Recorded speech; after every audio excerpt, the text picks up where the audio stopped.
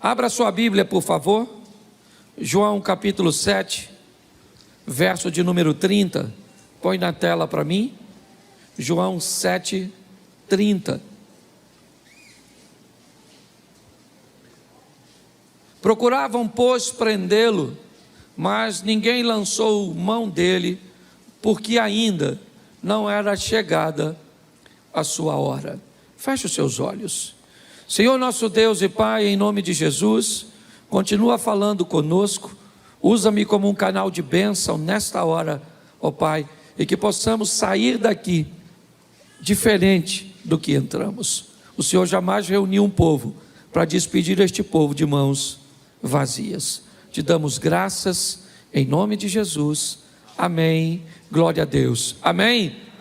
Eu quero falar um pouco com vocês sobre o tempo, as fases, as etapas da nossa vida.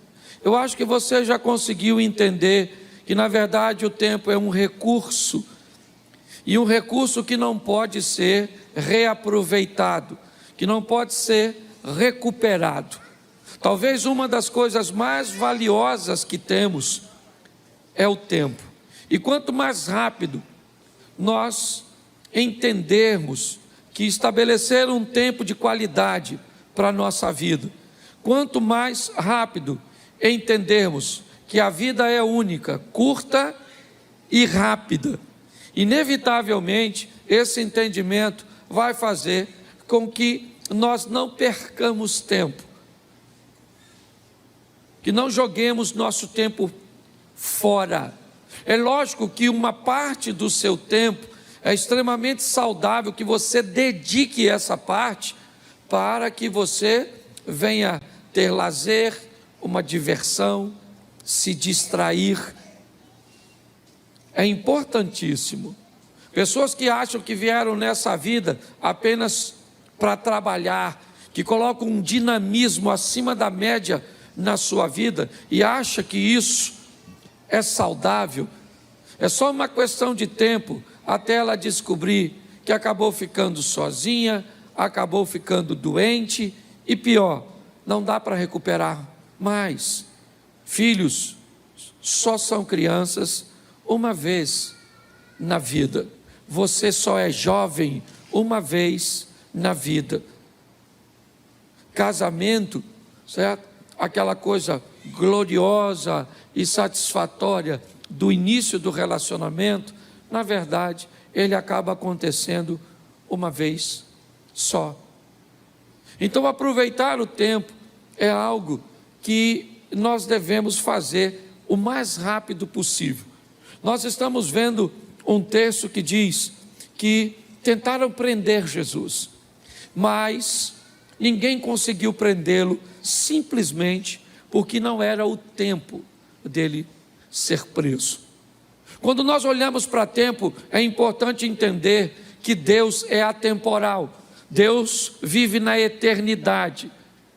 Para Deus, o tempo em si, para Ele, não existe, né? Não faz diferença, Ele é eterno. Foi, é e sempre será.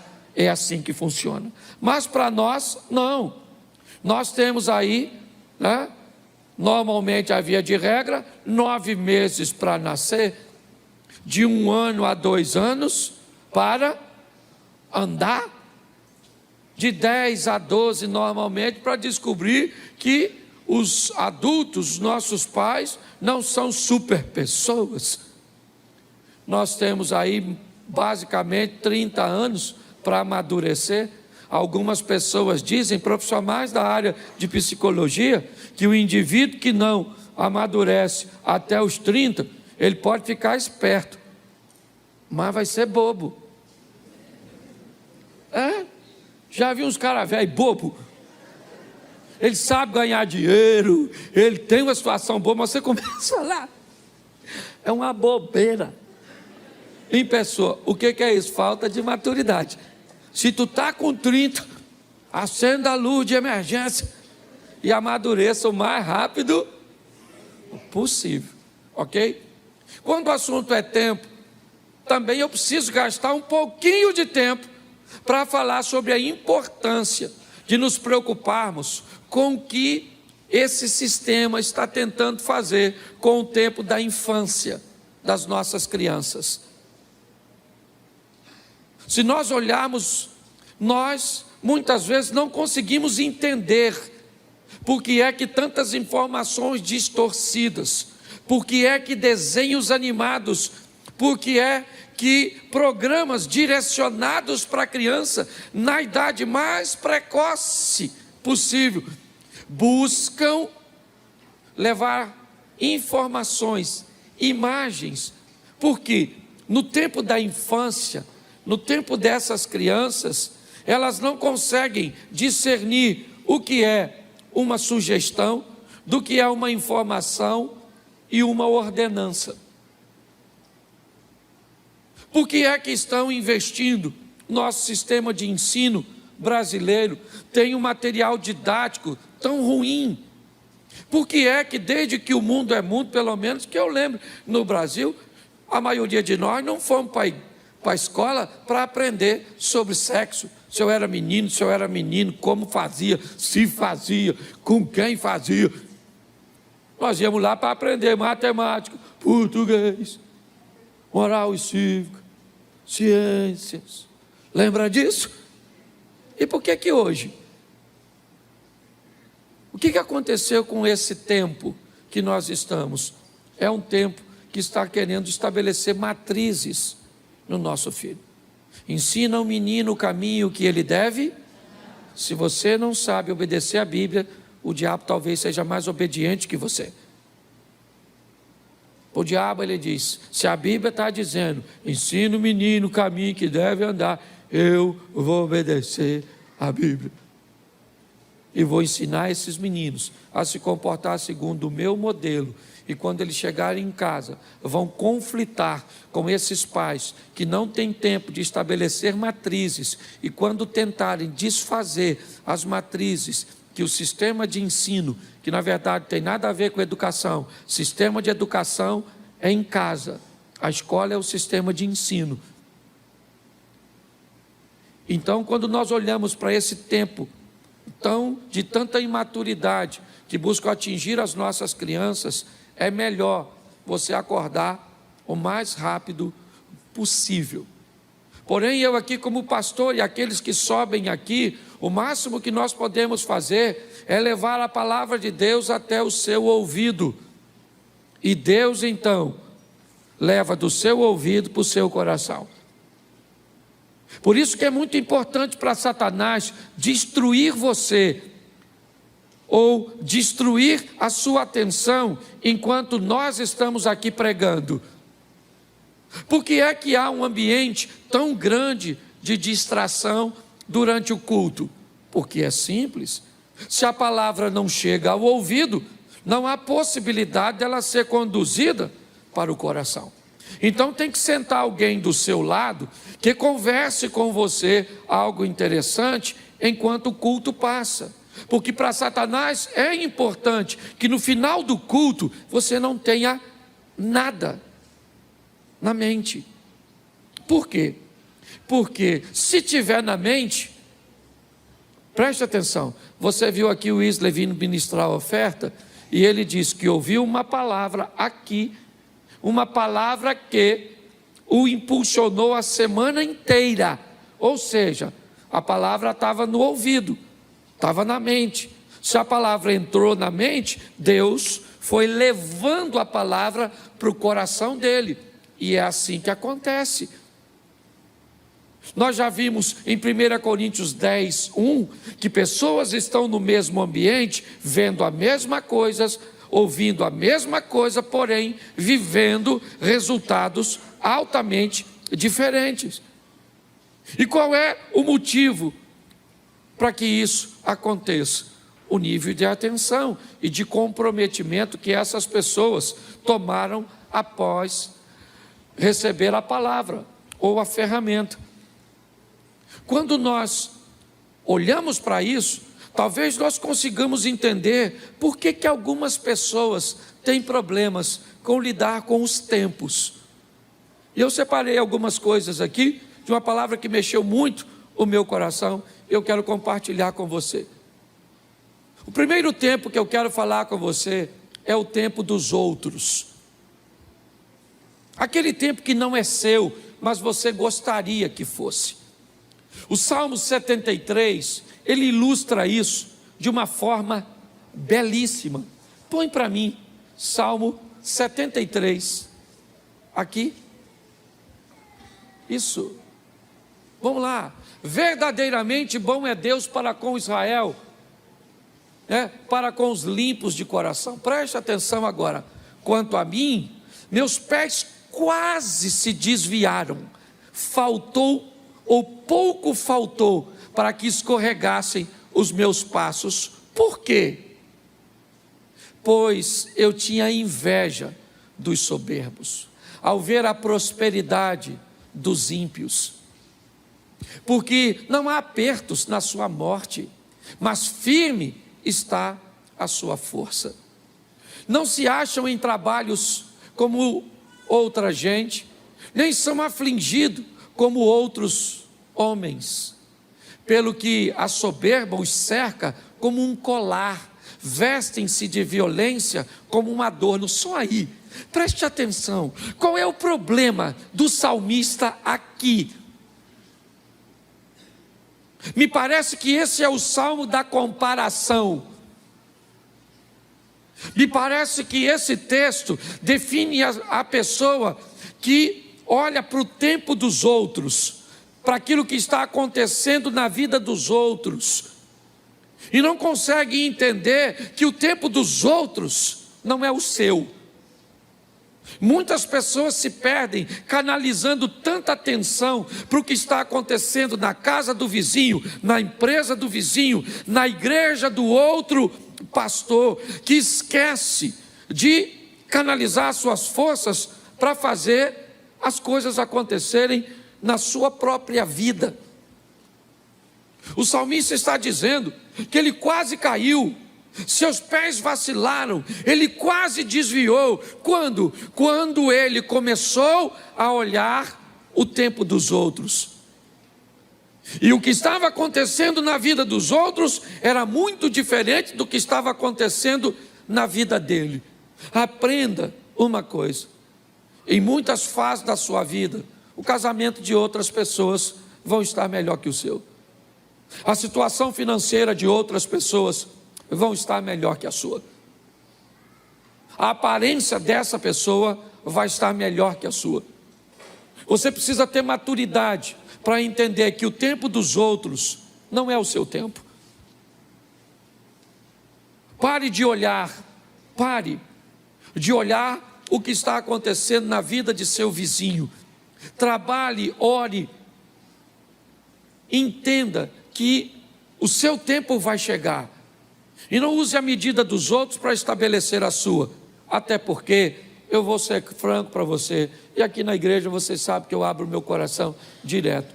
Eu prego em muitos lugares, e por onde eu passei, Abner, eu confesso a você, eu já tive vontade de morar, pelo menos, numas 40, 50 casas diferentes.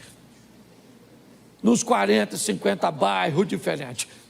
Chego na casa de um cara, pensa num casarão.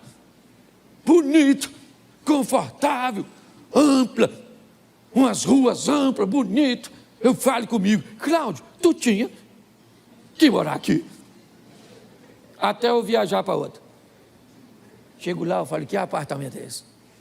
Rapaz, um apartamento por andar, tudo na porta, não podia morar aqui? Aí eu viajo de novo. Aí alguém me leva numa fazenda. Aí eu falei, Senhor, rapaz, eu tinha que morar aqui nessa fazenda. Aí eu viajo de novo. Vou para uma casa de praia e me deixo lá hospedado. Falei, aqui que eu tinha que morar. Esse dia eu fui para um apartamento em Balneário Camboriú e botaram numa piscina de água quente que tinha uma cama que fazia massagem na gente dentro da piscina. Ali eu tive certeza que era ali. Uma cama que faz massagem em nós dentro d'água. Aí eu fui para Brasília. E me levaram para uma casa que tinha até um helicóptero. Eu já esqueci da massagem. O que é uma massagem numa piscina? Com um bicho que leva a gente para as alturas? Aí eu quis morar lá. E por onde eu passo? De vez em quando ainda quero. Mudo para aqui, mudo para ali. E agora que minha mulher vai comigo de vez em quando? É 2. Cláudio, não podia morar aqui, né? E eu falo para ela, Xerém nos espera. Aquela grande metrópole. Você consegue entender? O tempo dos outros não é o seu. Pare com isso, amadureça. Vamos voltar para cá? Segundo tempo. Fora do tempo. Aquilo que nós queremos, mas ainda não é o nosso. Pastor, que exemplo você pode usar para isso? O Saul. Saul queima uma etapa. E, gente, muita coisa, né, que nós vemos, nós até poderemos adquirir e ter, mas não fora do tempo. Tenha maturidade para entender que coisas fora do tempo pode deformar você. Deus, Ele está no controle de todas as coisas. Eu li um livro esses dias do Carlos Drummond, e o título dele é Fora do Alcance das Crianças. E ele começa a explicar por que é que tem coisa que a gente não recebe. Porque Deus não dá determinadas coisas para crianças. Tem que ter maturidade. Você tem que entender que tem coisas que são para você, mas ainda não é o seu tempo de alcançá-las. E Deus sabe, nossa, eu queria. Eu vou contar uma experiência para vocês. Aqui, da minha família, está ali meu filho, minha nora estava sentada aqui. Isso, tá, deve estar com meu netinho por aí, mas meu filho está. Nós fomos viajar. Aí entrou toda a patotinha no carro. Certo? Entramos todo mundo. Aí meu neto quis o celular para ver, né, um desenhozinho. Aí minha nora falou assim, você vai passar mal, Miguel. Mas ele, sabe como é que é criança, né? Aí minha nora, gentilmente, uma mãe amorosa, cedeu o celular. Ele começou a ver. Um tempinho depois, ele começou a enjoar. Dentro do carro, escuta só. Certo? Dentro do carro. Ele podia? Sim. Mas era o tempo de ter? Não. Nós fizemos uma paradinha. O que nós fizemos? Ele pediu um biscoito. Era para dar? Nós demos. Eu fui um incentivador. Dá um biscoito para esse menino. Vô é assim, né? Diz que vô é um burro que o filho amansou para o neto montar. Falei, dá esse menino precioso, esse garoto aqui do vovô. Toma, menino. Comeu. Começou a ficar zonzo. Dentro do carro. De repente. Assim. As coisas do interior dele começou a sair. Ele vomitou. Dentro do carro. Paramos, limpamos, tudo. E você sabe que o cheiro. Limpamos tudo e segue viagem. Com aquele cheiro. E eu estou aqui conversando com Deus, que experiência era aquela? E Deus falando ao meu coração. É desse jeito que eu não ajo. Vocês sabiam que o celular ia fazer mal? Você cedeu, porque você é bonzinho. Você sabia que o biscoito ia piorar? Você deu. E agora, Cláudio Soares Duarte, pastor. Porque quando é minha mulher, só fala Cláudio Duarte. Quando é Deus, fala o nome todo e ainda usa pastor, que é para chamar a atenção. Vai fazer a viagem com esse cheiro, que não sai não. Sabe o que eu aprendi? Quando é fora do tempo, Deus não dá. Você pode espernear do jeito que você quiser, que Ele não vai se sensibilizar com você, porque Ele quer ser o melhor. Deus não age dessa forma. Então, se for fora do tempo, querido, Não queira queimar etapa, porque o negócio vai dar ruim. Está lá com Moisés, fora do templo, achou que era o libertador, se lascou, foi para o deserto. O tempo de Deus é correto, aguarde o que Deus tem a fazer por você, amém? Ele não chega atrasado na sua vida, no seu casamento, ele não chega, ele sabe o que está fazendo, ele está cuidando de você. Muitas pessoas se atrapalham querendo coisas fora do seu tempo. Nós temos aqui para adiantar também aquilo que está no tempo para acontecer. E aprenda uma coisa nessa vida: toda oportunidade, ela tem um tempo de duração. Você precisa saber qual é o seu tempo de casar. Não queira casar antes da hora, e também não case depois. Não queira ter filho antes da hora, mas também não tenha filho velho demais, que pensa no pessoal chato. Essa turma que tem filho depois de velho, é uma tribulação, uma tribulação, uma tribulação e uma tribulação. Quem tem um filho novo demais, não está preparado para criar o filho. Quem tem filho velho demais, parece que o menino é um bibelô. Não vamos entrar aqui na igreja, porque pode, certo, ter bactéria. Bactéria deve ter na sua cabeça, infeliz.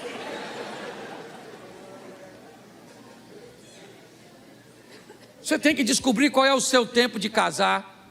Você tem que descobrir qual é o seu tempo de agir em favor das suas finanças. É o seu tempo.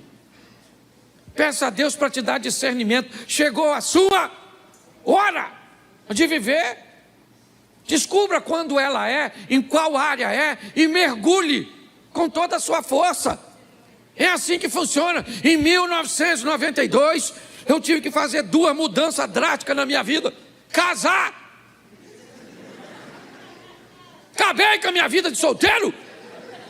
Troquei todas as mulheres solteiras do mundo por uma. Olha que troca ruim. Porque antes de casar eu podia ter qualquer uma solteira, sim ou não? Depois que casei, rejeitei todas as outras. E paguei Jane Mary para ir com ela até que a morte o separe.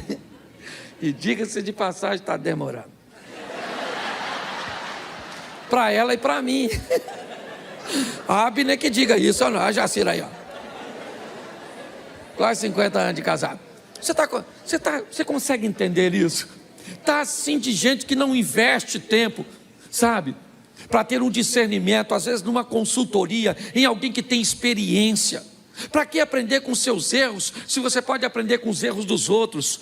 Procure pessoas, a vida está fazendo aqui na igreja, aqui nessa igreja, você tem pessoas com tanta experiência, que pode dar noção de casamento, pode dar noção de ambiente corporativo, de quais são as profissões promissoras. Você está envolvida num ambiente, onde você pode receber informações extraordinárias, para ajudar a você agir no tempo correto. Mas você não aproveita isso. Você tem que descobrir seu tempo. Qual é o seu tempo? Jesus está no casamento de Caná. Maria fala para ele, eles não têm vinho. Jesus disse, ainda não é chegada a minha hora. Calma, eu sei o meu tempo. Nós precisamos amadurecer para entender isso. A menina tem 12 anos, eu já sou uma moça. Pai, posso namorar? Com 12, eu vou buscar o boneco da Barbie, o Ken. Você namora ele. Mas eu já sou uma mulher. Ô menina, vai assistir Chiquitito e não me perturba. Menino, 13 anos, acho que é um homem, não paga uma conta, qualquer coisa que vai fazer está cansado, não estuda direito, nada, aí vê uma menininha. Eu já estou no tempo de namorar. Eu acho que você está no tempo de eu castrar você, não é? Você sossegar esse fogo. Você está rindo, mas é sério. Você tem que entender o tempo da espiritualidade. O tempo de investir em leitura, em busca por Deus. É muito importante isso, gente. Descubra o seu tempo, as coisas que têm que acontecer, né? no seu tempo. Para alguns, esse tempo pode chegar um pouco mais cedo, para outros, um pouco mais tarde, para outros chega no modelo mais fácil, para outros no modelo mais difícil. Mas entenda isso, eu vejo pessoas querendo viver o tempo dos outros, eu quero pessoas querendo viver coisas fora do tempo, antecipando e quebrando a cara, tomando decisões equivocadas, e pessoas que sequer são capazes de entender o seu próprio tempo. O próximo, o tempo de Deus, tem o seu tempo. Pastor, mas o meu tempo não é o tempo de Deus? Não era isso que você está falando? Não, o seu tempo é o tempo que você tem que aproveitar para estudar, é o tempo que você tem que aproveitar para investir em você. O tempo de Deus é aquilo que Deus quer fazer na sua vida, e é importante você entender isso. Quando é que Deus vai fazer? Quando chega o tempo dele. Eu participei de uma igreja, e eu era vice-presidente dessa igreja, durante um bom tempo, e muitas vezes, eu vi pessoas querendo criar conflitos entre o pastor presidente e a mim, querendo que eu o confrontasse, criasse problemas, porque muitas pessoas, por algum motivo, afinidade, ou outras coisas, ou por uma visão equivocada, viam uma liderança pastoral na minha vida. Mas eu entendi que aquele não era o tempo de Deus para a minha vida, e que o tempo de Deus para a minha vida ia chegar. Hoje, eu procuro, primeiro, não olhar para o que está acontecendo na vida e no tempo dos outros. Hoje, eu procuro olhar de uma forma sábia para não querer as coisas fora do tempo. Eu busco a maneira, de aproveitar todas as oportunidades para entender o meu tempo, sabe, aquilo que Deus está preparando para mim, ou me dando a oportunidade de viver. Mas o tempo de Deus, no que diz respeito principalmente a ministério, a ações que vão mudar a nossa vida, precisa ser entendido. Quando eu olho para Davi, sendo ungido por Samuel como rei, sabia que o trono era seu futuro. Profecias, se é que eu posso chamar isso de profecias, mas incentivo, que diziam: mata o camarada, porque se você matar, você se torna o rei. Ele disse: mas esse não é o tempo. Para que o tempo e que as coisas de Deus se cumpram na minha vida, eu não preciso puxar o tapete de ninguém. O que Deus tem para mim é meu. É assim que funciona.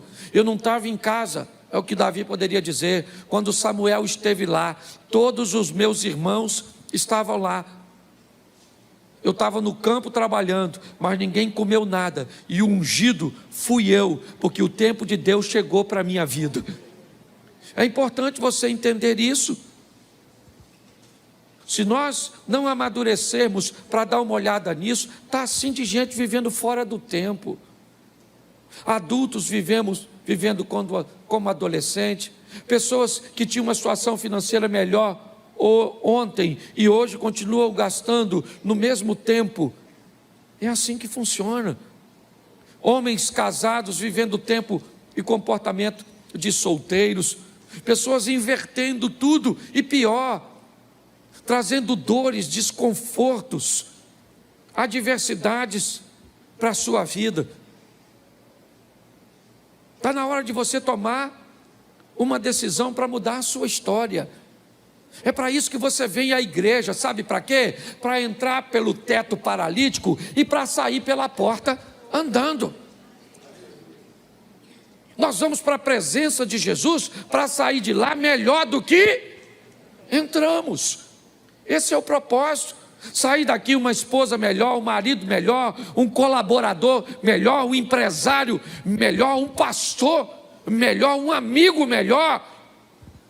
É para melhorar. O trabalho do Senhor tem o propósito de nos levar para a próxima fase da nossa vida. E para me encerrar, por causa do tempo, nós temos o fim dos tempos. Nós temos aqui, rapidinho, o tempo dos outros, fora do tempo, o meu tempo, o tempo de Deus e o fim dos tempos. Quando nós estamos olhando para esse ambiente, Mateus 24, 44, por isso, estai vós preparados também, porque o Filho do Homem há de vir a hora em que não penseis. Quando nós olhamos para esse texto, nós descobrimos que nós estamos chegando ao final dos tempos. As coisas se cumprindo, as coisas acontecendo. E por favor, igreja, não se preocupe quando vai ser. Não fique preocupado se é amanhã, se é no ano que vem. Não fique preocupado. Tenha uma preocupação: eu preciso estar preparado. Quando a trombeta tocar e Cristo voltar para buscar a sua igreja, e Ele vai voltar, porque Ele não é homem para que minta, nem filho do homem para que se arrependa. E por que é que nós investimos em vidas aqui para melhorar a sua qualidade? Porque não há evangelismo maior e melhor do que alguém olhar para você e ver Deus. Terça-feira passada, eu levei a Mary para pregar numa igreja, e um pastor me chamou.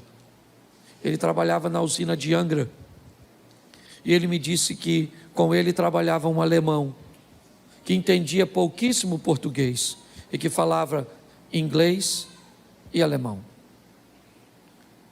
E ele disse que criou um laço de amizade, mas que a comunicação era muito difícil entre eles.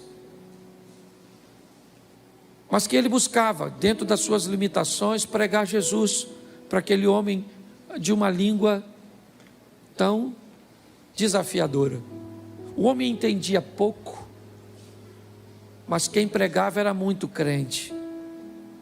Falava pouco e vivia muito.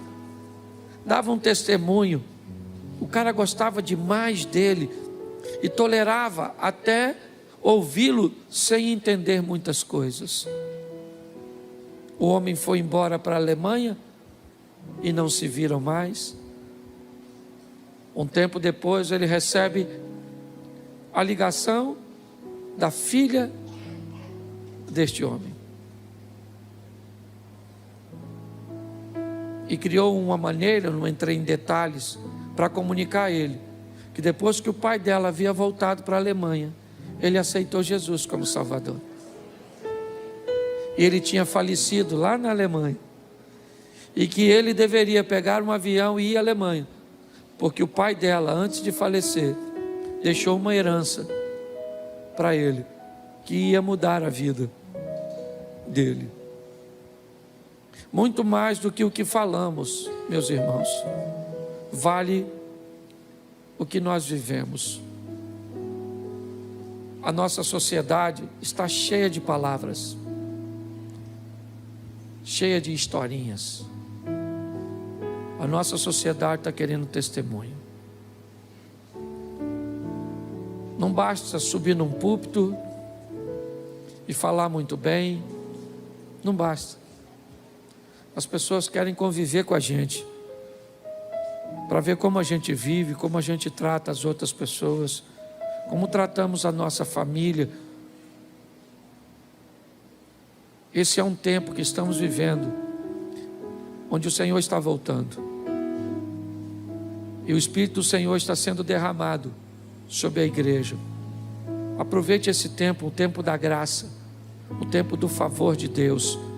Eu não sei o que você tem vivido, não, mas por favor, melhore a sua ótica. Não dá para demorar para ser a melhor esposa, porque Jesus está voltando. Não dá para demorar para ser o melhor marido. Não dá para demorar para ser fiel. Não dá para demorar. Ele está voltando. para buscar a sua igreja. O mundo está precisando disso. Se você acha que está desafiador agora, imagine esse período do ano que vem, o período das eleições. Deixa eu avisar a igreja de uma vez. Em julho do ano que vem, eu vou tirar um tempo para falar de política aqui na igreja. Em julho. Vou mostrar um pouco a igreja. Alguns já sabem, outros, eu não gosto de fazer isso. Mas eu acho importante. E a partir de julho, nós não vamos mais falar de política na igreja, até a eleição terminar. A partir de julho, e assim que acontecer a liberação da propaganda eleitoral, eu vou pedir o favor de todos da igreja que tiverem um adesivo de política no seu carro, não estacionar dentro das nossas dependências, e que aqui dentro nós não vamos falar de política. Nós vamos orar por nossa nação, porque nós estamos aí praticamente entrando numa guerra. Talvez muitos de vocês, na última eleição, perderam relacionamentos de familiares e de amigos que saíram do grupo ou removeram você e que nem fala mais contigo direito por causa de uma eleição. Isso é um absurdo. Mas nós vamos orar para a nossa nação. A minha rede social não tem nada a ver com a igreja. E na minha rede social eu faço o que eu quiser, desde que eu não quebre princípio. Mas aqui nesse púlpito nunca subiu um político que eu franqueasse para ele esse microfone. Sempre orei e oro a todos que virem aqui. Mas nós estamos chegando num tempo, igreja, que não dá para relaxar. É o final dos tempos. Transforme-se agora, porque talvez não dê mais tempo.